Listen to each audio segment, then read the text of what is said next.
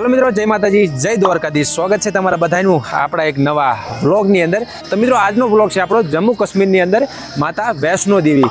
તો આજે અમે આવી જાય છીએ માતા વૈષ્ણો દેવીના જે પાવન ધામ છે અહીંયા કને, અને તમને બધી પૂરી કોશિશ કરીશ નીચેથી લઈને ઉપર માતાજીના ભવન સુધી તમને દેખાડવાની પૂરી કોશિશ કરીશ।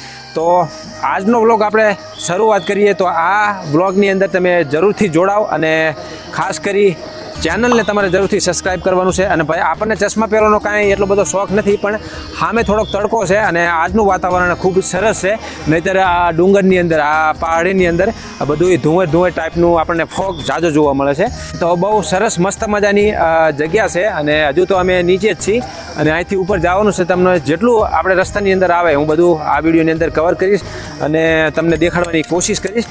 તો એટલી બધી કાંઈ ઠંડી નથી જમ્મુ કાશ્મીરની અંદર અત્યારે હાલના સમયની અંદર। પહેલાં તો હું તમને કહી દઉં કે જે ટ્રેનની યાત્રા છે એ તમે જરૂરથી ટ્રાય કરજો એ બ્લોગ જોવાનો। તો એ આપણે દિલ્હીથી સ્ટાર્ટ કર્યો હતો જમ્મુ કાશ્મીર કટરા સુધી।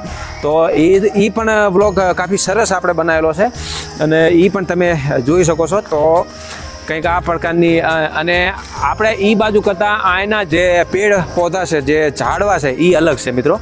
આપણા ગુજરાતની અંદર જો, અથવા જ્યાં હું રહું છું ફરીદાબાદની અંદર, તો એના કરતાં જમ્મુ કાશ્મીરની અંદર જે પેડ પૌધા છે, જે ઝાડવા છે એ અલગ પ્રકારના આપણને જોવા મળે છે। જો, અને આ ઘોડા ને ખચ્ચર ને બધું તમને નીચે દેખાતું હોય છે।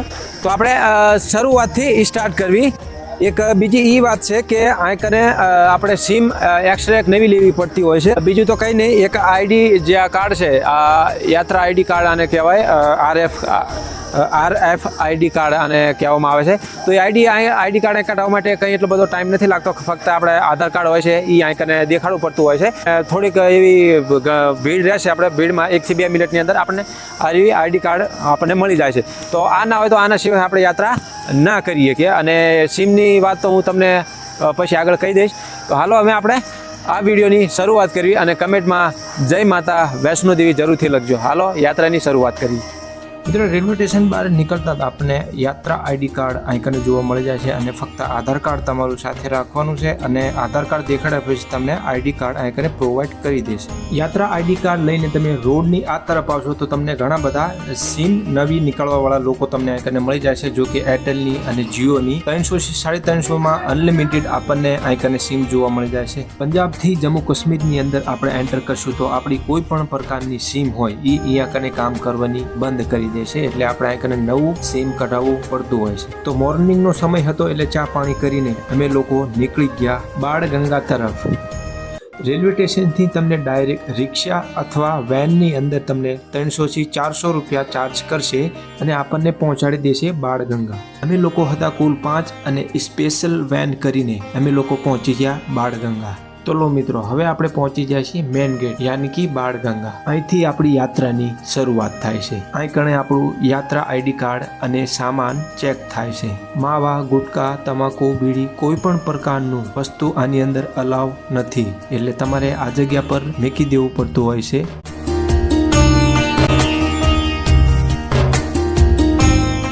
તો લો મિત્રો, આપણે યાત્રાની શરૂઆત થઈ ગઈ છે, અને આપણે સામાન જે અમારી સાથે છે બધું અમે એકને ચેકિંગ કરાવી લીધું છે। યાત્રાની સ્ટાર્ટિંગમાં ઘણી બધી શોપ આપણને જોવા મળી જાય છે, અને રસ્તાની અંદર ઘણા બધા આ પ્રકારના મંદિરો આપણને એકને જોવા મળી જાય છે, અને રસ્તો પહાડની ફરતી બાજુ બનાવેલો છે, એટલે 14 કિલોમીટરનો સફર આપણે તય કરવો પડતો હોય છે। અને જમ્મુ કાશ્મીરની અંદર કાજુ, બદામ, કિસમિસની ઘણી બધી આઈકને આપણને શોપ જોવા મળી જાય છે।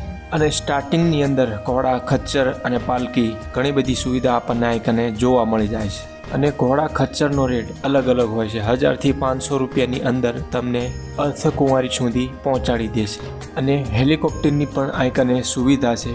કટરાથી સાંચી છત 1800 થી 1900 રૂપિયા ચાર્જસ છે એક સાઈડનું। સાંચી ચોકથી ફક્ત ભવનની દૂરી 2.5 કિલોમીટરની છે, અને રસ્તાની અંદર જરૂર વસ્તુ આપણને આઈકને બધી જોવા મળી જાય છે, જો કે લાઠી, ચશ્મા, માતાજીનો પ્રસાદ, આ તમામ વસ્તુ આપણને આઈકને જોવા મળી જાય છે। અને રસ્તાની અંદર ઘણી બધી આ પ્રકારની ફોટોશોપ આપણને આઈકને જોવા મળી જાય છે। જ્યાદાતર આપણને આઈકને એક જ સ્ટાઇલની અંદર ફોટો આપણને જોવા મળી જાય છે, જો કે આપણે કાશ્મીર સ્ટાઇલનો ફોટો નીકાળી શકીએ છીએ। થોડું ઘણું હાલતા અમારા શરીરથી અંદરથી અવાજ આવે છે કે થોડીક આરામની જરૂરત છે, તો અમે લોકો બધા આરામ કરવા આ જગ્યા પર રોકી જઈએ છીએ.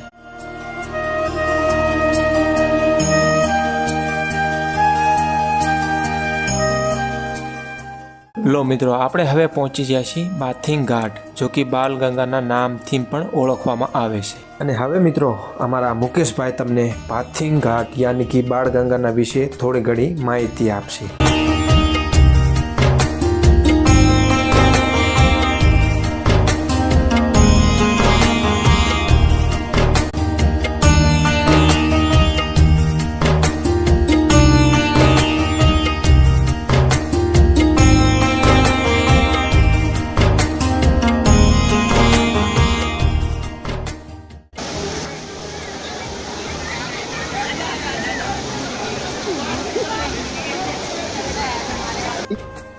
जय माता दी दोस्तों, नीचे बाणगंगा फिशिंग पॉइंट से આપણે યાત્રા સ્ટાર્ટ કરી હતી. ત્યાં પછી અર્ધકુંવારી ભવન જતા हुआ રસ્તામાં બાણગંગા પડે છે. આ જુઓ તમે, બાણગંગા બાથિંગ ઘાટ બનાવ્યું છે. બાણગંગામાં આ બાથિંગ ઘાટમાં પહેલા બાણગંગાનો વિશે मैं તમને બતાડું. આ બાણગંગા એ જગ્યા છે જ્યાં માતા વૈષ્ણો રાની એમના ભક્ત બી કહેવાય છે હનુમાનજી. હનુમાનજીને તરસ લાગી હતી, પ્યાસ લાગી હતી. એમને પાણી પીવા માટે વ્યવસ્થા કરી હતી. પાણી પીવા માટેની વ્યવસ્થા કરવા માટે શું કર્યું, પ્યાસ લાગી હનુમાનજીને. એમને માતા રાણીથી કીધું કે મને પ્યાસ લાગી છે. તો એમને એક બાણ નિખારીને ધનુષથી આ ચલાવ્યું. ત્યાં પછી એમને પાણી યાની જલ બાણગંગા પ્રગટ કર્યા. બાણગંગા પ્રગટ કર્યા પછી એમને હનુમાનજીએ પાણી પીને એમની પ્યાસને શાંત કરી. ત્યાં પછી માતા રાણીએ વૈષ્ણો દેવીએ એમને પોતાના કેશ યાની બાલ ધોયા. તો આને બાણગંગા પણ કહેવાય છે અને બાલગંગા પણ કહેવાય છે. ત્યાં પછી આ જો ભક્તગણ જેટલા બી આવે છે એ બધા અહીંયા સ્નાન કરે છે. સ્નાન કરી પછી અહીંથી આગળની યાત્રા પ્રારંભ કરે છે. તો આપણે તમને આ સ્નાન ઘાટ દેખાડું છું. જો કેવી રીતે લોકો અહીંયા સ્નાન કરે છે, આ તમે જોઈ શકો છો. આ પાણી જે બાણગંગાની વાત કરી છે આપણે, એ જ છે પાણી. આ જળ 12 કલાક ચાલતું જ રહે, હંમેશા ચાલતું જ રહે. અને એકદમ સ્વચ્છ પાણી, સાફ સુથરું પાણી છે. લોકો પીવા માટે પણ યુઝ કરે છે અને સાથે ઘરમાં કોઈ પૂજા પાઠ હવન હોય ત્યાં પણ આ જલ નો ઉપયોગ કરે છે. કેમ કે આ ગંગામાં જ છે. આ બાણગંગાનો આગળનો છે આગ. જો આ જાય છે આગળ વ્યાસ નદીમાં, અને વ્યાસ નદી જતા છે પાકિસ્તાનમાં. તો જુઓ દોસ્તો, આપણે આ બાથિંગ ઘાટનો છે નજારો. ત્યાંથી આ ઉપર આગળ જવાનો ભવન જવાનો રસ્તો છે. તો આ બાથિંગ ઘાટનો નજારો એકવાર જોઈ શકો. હવે આપણે અહીંથી આપણી આગળની યાત્રા ચાલુ રાખીએ. અને આપણો આગલો પોઈન્ટ યા ડેસ્ટિનેશન છે અર્ધકુંવારી, જ્યાં માતાજીને 9 મહિના સુધી ગર્ભજૂનમાં યાની એક ગુફામાં અંદર છુપાઈ દેતા ભૈરવથી. ત્યાંથી પછી તમને આગળનું વિશે જાણકારી આપો. આ મારો દીકરો છે, સાત્વિક બોલે અથવા નો અમે પ્યારથી કેવી છે. આ ભાઈ નાઈ ધોઈને રેડી થઈ ગયા છે બાણગંગામાં. અને મહેશલાલ પણ બી નાઈ ધોઈને રેડી થઈ ગયા કમ્પ્લીટ. જોવો, નયા વસ્ત્રો પહેરવાના એવી માન્યતા છે. પછી જ માતાજીને દર્શન કરવાના હોય છે. તો અહીં નાઈ ધોઈને તૈયાર થઈને હવે આગળની યાત્રા ચાલુ રાખીએ.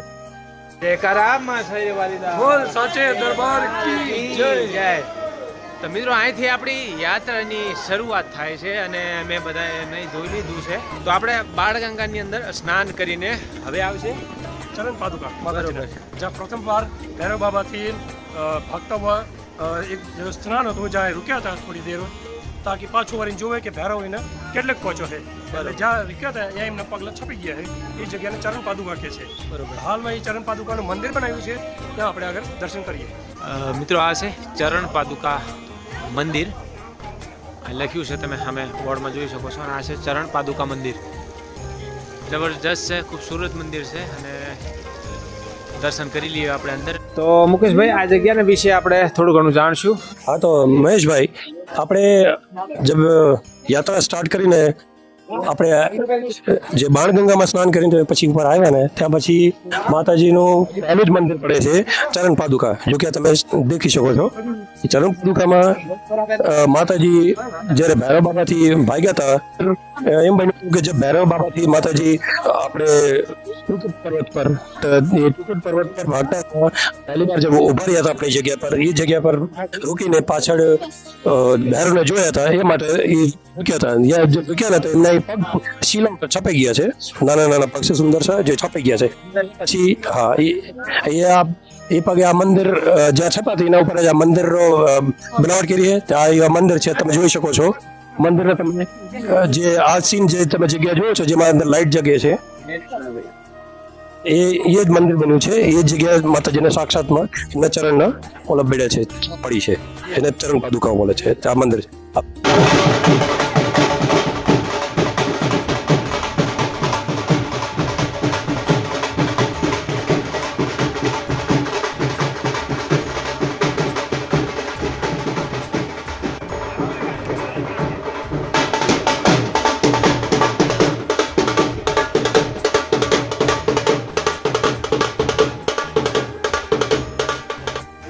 ચેક કરો ભાઈ વ્યૂ.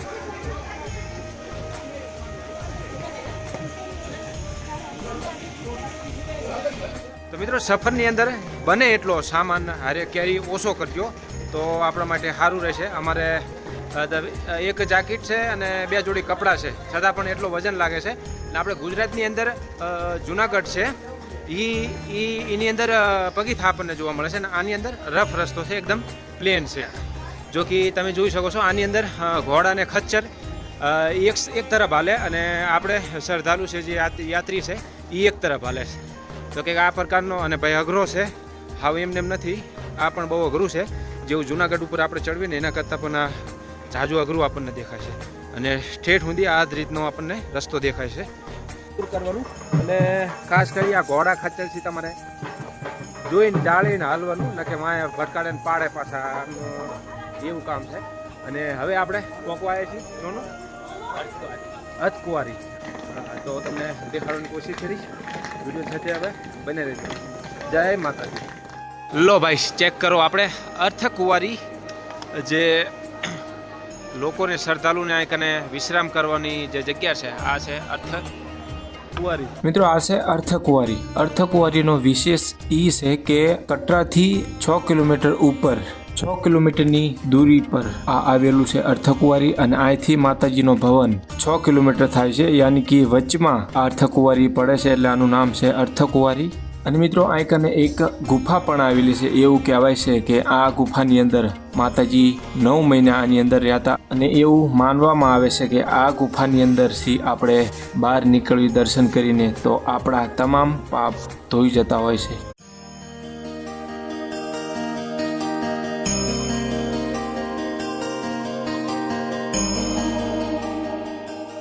મિત્રો અર્થકુંવારી ઘણા બધા ભોજનાલય પણ તમને આઈકને મળી જતા હોય છે. 60 થી 100 રૂપિયાની થાળી આપણને આઈકને જોવા મળી જતી હોય છે. મિત્રો વૈષ્ણોદેવી દર્શન કરવા માટે આવતા હોય તો સાથે પાવર બેગ જરૂરથી કેરી કરજો કારણ કે આઈકને કોઈ પણ ઓપ્શન ચાર્જિંગ મેકવાનું તમને જોવા નહીં મળે. આ અર્થકુંવારી એક જ આ જગ્યા છે જ્યાં તમને એક વખત ફોન ચાર્જિંગ કરવા માટે મળી જશે.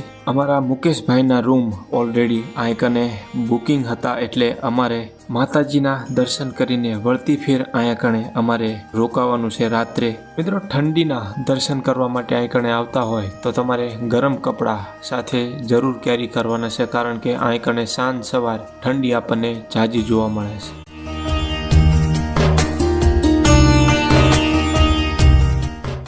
આપણે જે અર્થકુંવારી છે અહીંયાથી ભવનનો રસ્તો અને અર્થકુંવારીનો જે રસ્તો છે અહીંયાથી અત્યારે બેટરી કાર હાલે છે. જો કે હું તમને દેખાડું. જો કે આ પ્રકારની બેટરી કારમાંથી આપણે જઈએ કે અને ઓનલાઈન પણ ટિકિટ આપણે નીકાળી શકીએ અને ઓફલાઈન પણ ટિકિટ આની મળી જાય. બાકી ઠેઠ નીચેથી બેટરીવાળી જે ગાડી છે એ ન હાલે. અહીંયા અર્થકુંવારી સુધી આવવું પડે ને અહીંયાથી આપણે પછી ભવન સુધી બેટરીવાળી કારમાં બેસી શકીએ. તો મિત્રો અત્યારે સમય છે 5:44 અને આપણે યાત્રા શરૂ કરી હતી 9:15 યાત્રા શરૂઆત કરી હતી અને અત્યારે સમય થાય છે છતાં પણ હજુ અમે ભવન માતાજીના મંદિર સુધી હજુ નથી પહોંચ્યા. 5 કિલોમીટરનો રસ્તો છે હજુ પણ. અને તમે જોઈ શકો નીચે તો હવે કાંઈ દેખાવાનું બિલકુલ બંધ જ છે. લો હાલો તારે આપણે પોકવા આવ્યા છીએ. 1/2 કિલોમીટરની દૂરી છે અને ભાઈ અહીંથી સામે જ ભવન દેખાય છે, પણ અત્યારે સમય થઈ ગયો છે 7:20. એટલે અત્યારે બહારનો નજારો તમને કંઈ દેખાતો નહીં હોય અને શ્રદ્ધાળુ જેમ રાત પડે એમ ઓછા થઈ જશે, કારણ કે છોકરાવાળા અને ફેમિલીવાળા હોય ને એ એકબીજે રાત રોકી જાય. અને લો મિત્રો હવે આપણે બિલકુલ નજીક માતાજીના દરબારથી બિલકુલ નજીક છીએ હવે. અને લાઇટિંગ શો તમે જોઈ શકો છો, અલગ અલગ પ્રકારની આ કને ચેન્જિંગ લાઇટ છે. અને આ છે માતા વૈષ્ણોદેવીનો દરબાર. બહુ મુશ્કેલ થઈ આપણે માતાજીના આ કને દરબારની અંદર પહોંચવા માટે. અને અત્યારે સમય છે કરીબ 8 વાગવા આવ્યા છે અને સવારે અમે 9 વાગે યાત્રા શરૂ કરી હતી. તો હજી આપણે થોડું ઘણું હાલવાનું છે, જોઈશું કેટલા વાગ્યા છે.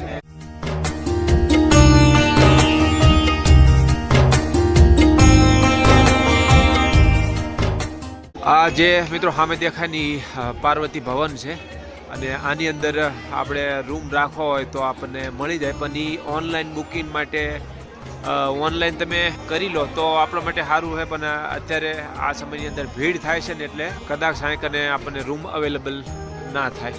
તો આ છે પાર્વતી ભવન.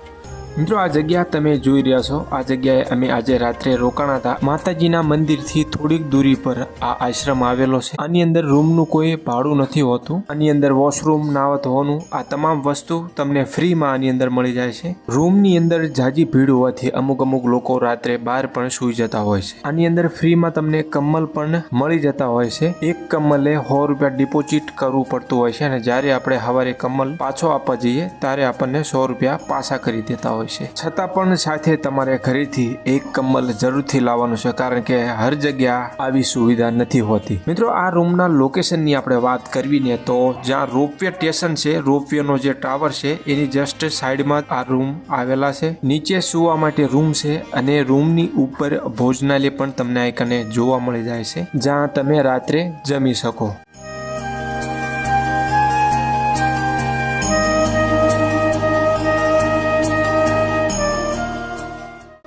તો જયકારા માં શેરવાલી દા બોલ સચ્ચે દરબાર કી જય. તો મિત્રો આજે આપણે માતાજીના ભવનની અંદર દર્શન કરી આવ્યા છીએ, જો કે તમે જોઈ શકો છો પાછળ. અને અત્યારે ઓલમોસ્ટ ટાઈમ થાય છે આપણે 9:50. તો સાંજે તો એટલો બધો આપણે સમય નહોતો રહ્યો. સાંજે મેં સવારે દર્શન કરવાનું વિચાર્યું, તો ભલે 2 કલાક તો આપણે ભીડની અંદર ઊભા રહ્યા, પણ દર્શન સારી રીતે બહુ થઈ ગયા છે. અને અંદર દર્શન કરવા માટે આપણે 1 મિનિટનો પણ સમય નથી લાગતો.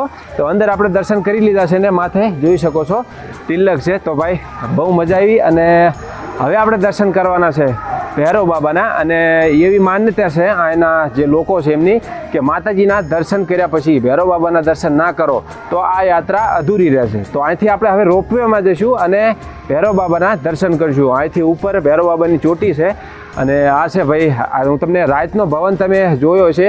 તો લો મિત્રો, રાતે તમે માતાજીનો ભવન જોયો છે અને દર્શન કરી લો. બિલકુલ મેં ફોટો સાઈડમાં લગાડી દીધો છે. કંઈક આ પ્રકારનું જ અંદર માતાજીનું સ્થાનક આપણને જોવા મળે છે. અને અંદર ફોન ને એવું કશું પણ અલાવ નથી. પટ્ટો અથવા ઘડિયાળ અથવા કોઈ પણ, ખાલી એક તમારા પાસે જે અંદર દાનપેટીની અંદર પૈસા રાખવાના હોય છે એ તમારી હારે અંદર જાય છે. બાકી તમામ વસ્તુ અહીં આપણે લોકર રૂમની અંદર રાખવી પડે છે. ઘણા બધા લોકર રૂમ તમને અલગ અલગ જગ્યાએ મળી જાય છે. જય માતાજી મિત્રો, આપણે ભવન તો પહોંચી ગયા હતા, માતા રાણીના દર્શન પણ કર્યા. આમાં દર્શનમાં એવું છે કે આગળ કેમેરા અલાઉ નથી, ફોન અલાઉ નથી, સ્માર્ટ વોચ અલાઉ નથી. હા, તો હું તમને દર્શન વિશે વાત કરું કે આમાં જે વૈષ્ણોદેવીનું મંદિર છે એના અંદર માતા રાણી કોઈ મૂર્તિના રૂપમાં નહીં, બલ્કિ પિંડી રૂપમાં અહીં આગળ સ્થાપિત છે. પિંડીમાં 3 પિંડિયા છે માતા રાણીને, 3 સ્વરૂપો આપ્યા છે. જેમાં પહેલું છે માં સરસ્વતીમાં, બીજા નંબરમાં વચ્ચે માં લક્ષ્મીમાં, જેને વૈષ્ણો માતા પણ કહેવાય છે, અને ત્રીસરા નંબરમાં મહાકાલીમાં. જો કે આપણે તસવીરમાં જોઈએ તો સીધા જમણા હાથમાં આપણે મહાકાલીમાં, સેન્ટરમાં લક્ષ્મીમાં અને ડાબા હાથમાં માં સરસ્વતીમાં એ પિંડી સ્વરૂપમાં વિરાજમાન છે છેલ્લા ત્રેતાયુગથી. અને જે પિંડી છે એ કુદરતી નેચરલ પિંડી છે, જમીનના અંદર લગભગ 5 ફીટની હાઇટની છે. જો કે એનો ઉપરનો ભાગ, માથાનો ભાગ જ દર્શન દેખાય છે. એના માટે જવા માટે ઘણી લાંબી લાઈન પણ લાગે છે, જેમ કે માતાના ભક્તગણ ઘણા બધા છે. લગભગ 500 થી 800 મીટર સુધી લાંબી લાઈન પર જઈને અંદર દર્શન થાય છે. ત્યાં પછી દર્શન કર્યા બાદ એને નીચે ઉતરીને નીચે ગુફામાં શંકર ભગવાનજીની પણ મૂર્તિ છે, જો કે મંદિર છે, ત્યાં પણ બી લોકો દર્શન કરે છે. ત્યાં પછી અહીંયા દર્શન કરીને ઉપર આપણે ભૈરવ બાબા માટે દર્શન કરવા માટે જવું પડે છે. જેઓનું એના દર્શન કર્યા બાદ ભૈરવ બાબાના દર્શન કર્યા બાદ જ અસલમાં માતા રાણીનું દર્શન પૂરા થાય છે. હવે અહીંથી આપણે ચાલો મિત્રો ભૈરવ બાબા જઈએ, ત્યાંથી પછી તમને આગળ વાત કરીએ. હારો તારે આપણે હવે રોપવેની અંદર આપણે બેવા માટે તૈયાર છીએ અને તો કંઈક આ પ્રકારની રોપવેમાં બેવા માટે આપણે થોડી ઘણી ત્યાં ભીડ લાગે છે. સવારનો સમય છે એટલે ભીડ તો અહીં કને થોડી જોવા મળે છે આપણને. રોપવેની આપણે ટિકિટની વાત કરીએ ને તો અહીં કને ઓનલાઈન પણ ટિકિટ છે અને ઓફલાઈન પણ આ ટિકિટ લઈ શકો છો. મને એવી ખાસ કન્ફર્મ નથી કે 100 રૂપિયામાં આપણે ઉપરથી નીચે આવી જવી, પણ અમે ખાલી ઉપર જવાના છીએ. નીચેથી ભૈરવ બાબાની દૂરી ફક્ત 2 કિલોમીટરની છે અને આપણે ઉડન ખટોલા જેને કહીએ એની અંદર ફક્ત 1 મિનિટની અંદર આપણે નીચેથી ઉપર પહોંચી જઈએ. લો ભાઈ, આ છે રોપવે અને બહુ મોટી છે. એની અંદર કમસે કમ 30 થી 35 લોકો આરામથી એની અંદર ઘુમાઈ જાય અને આઈનો ટાવર છે જો ઉપર.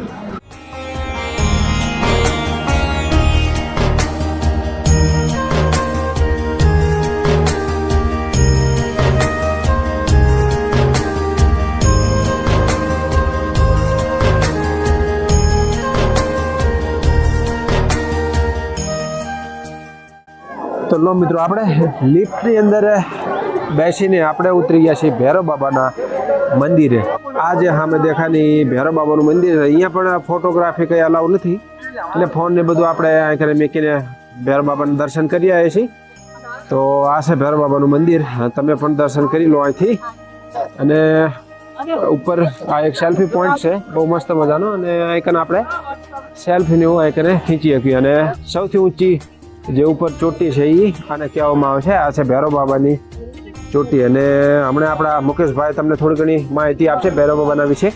અને ભાઈ પબ્લિક છે એના ઉપર મસ્ત તીખી ધૂપ નીકળી છે અને આ કંઈક પહાડનો નજારો છે ઉપર તમે જોઈ શકો છો. વાહ ભાઈ,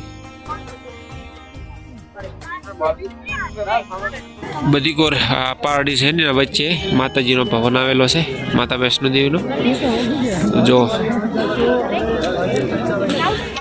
તો મિત્રો આપણે માતાજીના દર્શન કર્યા હતા સવારમાં, ને મેં તમને વાત કરી હતી. ત્યાં પછી માતાજીનું કહેવાનું છે અને લોકોનું પણ કહેવાનું છે કે મારા દર્શન કરો માતાજી આની, એના પછી કે ભૈરવ બાબાના દર્શન કરો ને તો જ એ દર્શન પૂરા માની જાય છે, તો જ સફળ માની જાય છે એવું કહેવાય છે. બરાબર, તો આપણે માતાજીને તો દર્શન કર્યા જ છે. અને તમે હું અત્યારે ભૈરવ બાબા પહોંચી ગયો, તમે જોઈ શકો છો અહીંથી માતાજીનું જે ધામ છે એ કેટલું સરસ લાગી રહ્યું છે. અને હવે તમને હું કહું કે આ ભૈરવ બાબા અમે પહોંચી ગયા છે, ભૈરવ બાબાનું મંદિરનું તમને દર્શન કરાવું છું. આ એ જોઈ શકો તમે, આ ભૈરવ બાબાનું મંદિર છે. અહીંયા ભૈરવ બાબાના દર્શન કરો, ભૈરવ બાબાની હવનની ભભૂતિ માથે ચડાવો, ત્યાં જ પછી કહેવાય છે કે આ માતાજીના દર્શન પૂરા થયા.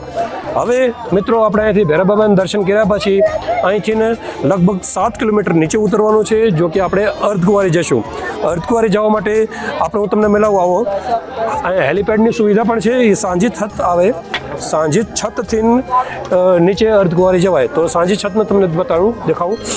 જુઓ મિત્રો, અહીંથી આ રસ્તો ગયો આપણે, જો કે ભૈરવ બાબાથી નીચે ઉતરશું. જે પહેલાં ઓલે ટાવર દેખાય એ ટાવરથી નીચે ઉતરશું જશું, અને અહીંયા આવતા આવતા નીચે આવે હેલિપેડ સાંજી છતનું. આ જોઈ શકો છો તમે, હેલિપેડ આવે છે, એ સાંજી છત છે, જો કે 2 કિલોમીટર નીચે છે. ત્યાંથી 5 કિલોમીટર ફરજિયાત આગે ઓર નીચે જવાનું, જો કે 7 કિલોમીટર પડશે. ત્યાં આવશે અર્ધકુંવારી. ત્યાં પછી આપણે અર્ધકુંવારીમાં દર્શન કરવાના માતા રાણીના, જો કે ગુફામાંથી નીકળે એ હિસાબથી દર્શન કહેવાય છે. તો આપણે અહીંયા આગળ લગભગ 3 થી 4 વાગ્યા સુધીમાં અર્ધકુંવારી પહોંચી જઈશું 7 કિલોમીટર ઉતર્યા પછી. તો મિત્રો અહીં આપણી માતા વૈષ્ણો દેવીની યાત્રા પૂરી થાય છે. અને ભાઈ વિડીયો પસંદ આવ્યો ને તો વિડીયોને લાઈક જરૂરથી કરજો, અને ચેનલ ઉપર ન હોય તો ચેનલને સબસ્ક્રાઈબ જરૂરથી કરવાનું છે. આગળનો વિડીયો 2-3 દિવસ પછી તમને જોવા મળી જશે, અને એ વિડીયોની અંદર આપણે ઉપરથી નીચેનું કવર કરશું, અને એની અંદર હું તમને જણાવીશ કે સુવા માટે રૂમનો શું રેટ છે. જય માતાજી, જય દ્વારકાધીશ.